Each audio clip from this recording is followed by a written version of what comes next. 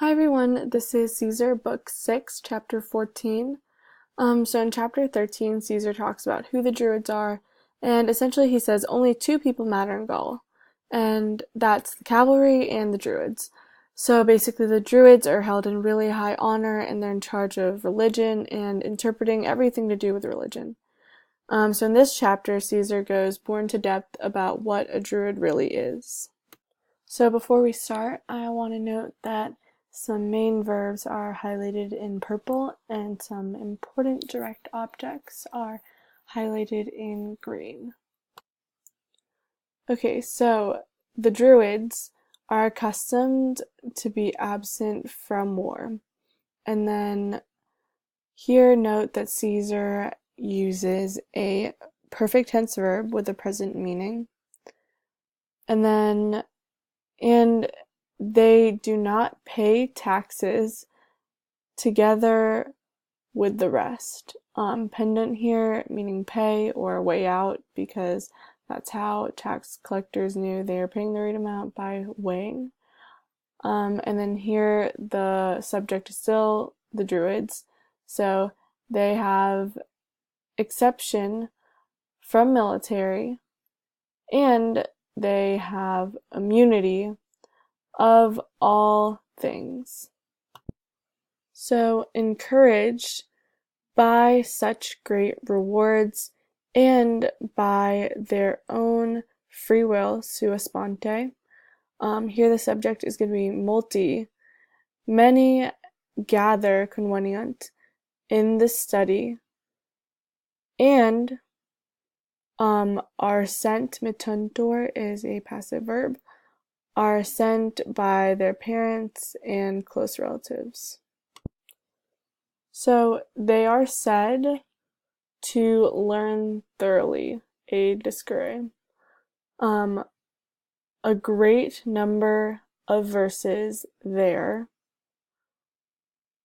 and some non-nulli, which literally means not none. So, and some remain in this study for 20 years.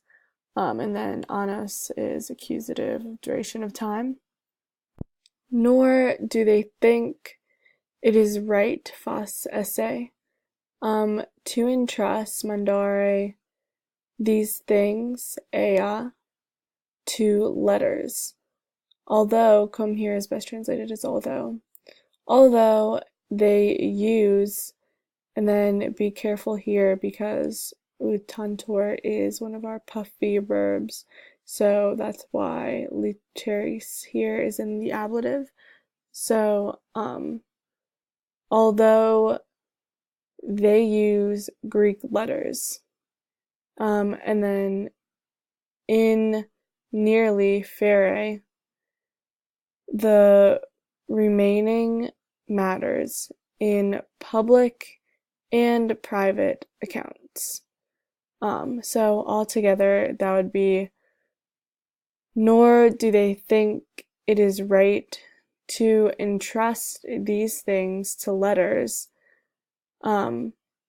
although they use Greek letters in nearly the remaining matters in public and private accounts. Okay, so the subject here is still the Druids. They seem to me to have instituted this, it here is the direct object, for two reasons.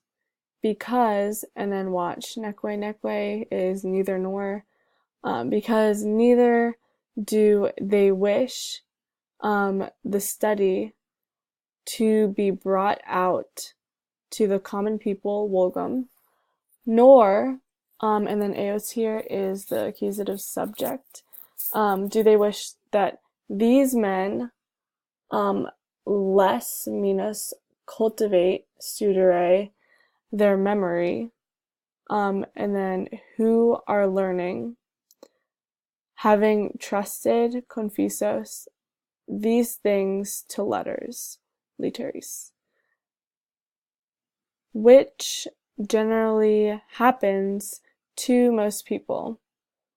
So that ut, with a fortress of letters, they give up, remittant, they give up their diligence in thoroughly learning and memory. And then note that perdiscendo here is a gerund.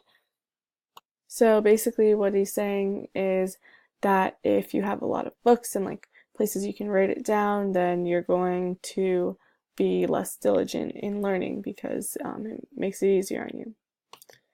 Okay, so in primis, foremost, they wish to persuade this, that souls, animas, do not die, but they cross from some to others after death. So the big thing that Druids teach is that souls don't die. And they think because of this, hoc is in the ablative, and it's ablative of means. They are greatly stirred up to courage with the fear of death having been neglected. Okay, so almost there. They discuss and hand over to their youth many things besides. And then here is a list of things that they hand over.